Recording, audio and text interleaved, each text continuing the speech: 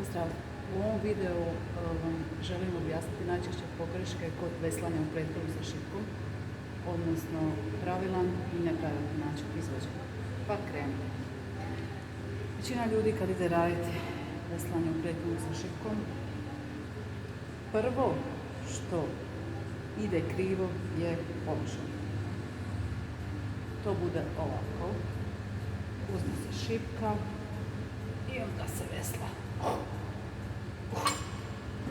Znači ne. Kao i kod svake vježbe, najbitnije je položaj da zaštitimo leđa, odnosno čvrsti truk. Ajde, glavu.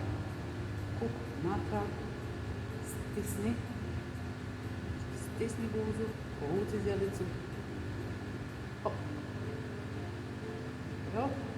Ukopane stopala u pod. Šipku. Stisnuto je cijelo vrijeme.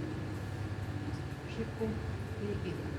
Znači, vučemo šipku do kukova. Laktovi idu prema naprijed. Znači, ne u stranu, prema natrag. Izbaci grudni koš, spoji lopatice, ovo i dalje stoji čvrsto. Još jedan put. Opusti, povuci. Opusti, povuci. Opusti,